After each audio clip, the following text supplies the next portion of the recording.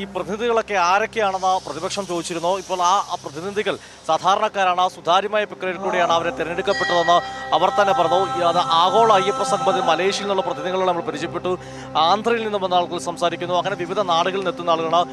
നിങ്ങൾ എവിടെ നിന്നുള്ളവരാണ്? എൻ്റെ പേര് അജിത്ത് എന്നാണ്, പാലക്കാട് നിന്നാണ് വരുന്നത്.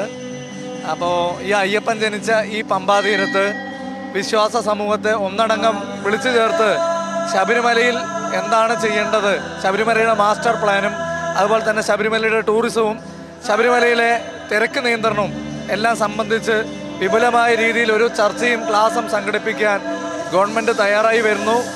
സർവോന്മുഖമായ മാറ്റം കേരളത്തിലുടനീളം ഒരു നവകേരളത്തെ പടുത്തുയർത്തുന്ന ഒരു ഗവൺമെൻറ് എത്രത്തോളം ഈ ശബരിമലയുടെ മൂല്യത്തെ മനസ്സിലാക്കി വിശ്വാസ സമൂഹത്തെ ഒന്നടങ്കം വിളിച്ചു ചേർത്ത് ഇത്തരത്തിലൊരു പരിപാടി സംഘടിപ്പിക്കുന്നു.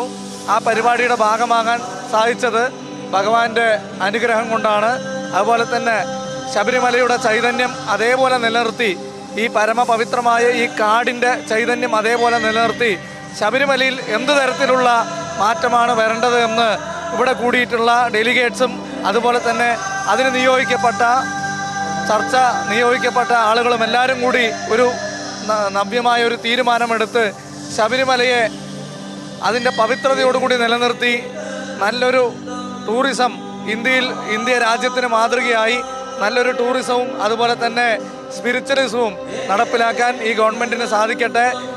ഈ ആഗോള സംഗമത്തിന് എല്ലാവിധ ആശംസകളും നേർന്നുകൊള്ളുന്നു. അത്തരത്തിലാണ്. ഞാൻ മണിവർണ്ണ എന്ന പേര്, പാലക്കാട് നിന്നാണ്. ഞാൻ ഒരു 20 വർഷത്തിലുമേ അധികമായിട്ട് ശബരിമലയിലേക്ക് വരുന്നുണ്ട്. പക്ഷെ ഭക്തർക്ക് ഒരു സംസാരിക്കാനുള്ള ഒരു വേദി എന്നുള്ളത് 20 വർഷത്തിൽ ആദ്യമായിട്ടാണ് ഒരു സർക്കാരിന്റെ ഭാഗത്തു നിന്നുണ്ടായിരിക്കുന്നത്.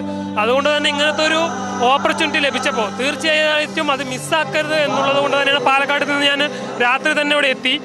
ഒരു ഭക്തന് സംസാരിക്കാനുള്ള ഒരു വേദി ഒരുക്കാൻ ഈ ഒരു 20 വർഷത്തിനിടയിൽ ഈ ഒരു സർക്കാരിന് മാത്രമേ കഴിഞ്ഞിട്ടുള്ളൂ.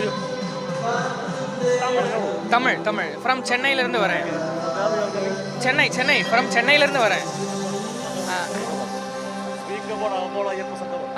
எனக்கு ஒரு 2 weeks பிஃபோர் எஸ்எம்எஸ் வந்துச்சு, இந்த மாதிரி dear pilgrim you have selected for global Ayyappa Sangamam and then I have registered for that. Okay, then Travancore Devaswom board selected me and approved for my participating in this. இந்த ஈவெண்ட் வர்றதுக்கே வந்து ஒரு பாக்கியம் வேணும். பகவானோட அருளாலையும் பகவானோட கருணையாலையும் இந்த ஈவெண்ட்டுக்கு என்னால் பங்கேற்றுக்க முடிஞ்சிருக்கு. பல தடைகள் இருந்துச்சு, இந்த ஈவெண்ட்டுக்கு வரலாமா முடியாதா அப்படின்னு சொல்லிட்டு. என் ஃப்ரெண்ட்ஸ் இருக்காங்க, அவங்களுக்கெல்லாமும் அந்த ஒரு மெசேஜ் எதுவும் வரல, ஆனால் எனக்கு வந்துச்சு. அதுக்கப்புறம் ரிஜிஸ்டர் பண்ணி பகவானோட கருணையால் நேற்று சென்னையிலேருந்து இது ஈவெண்ட்டுக்கு வந்திருக்கேன்.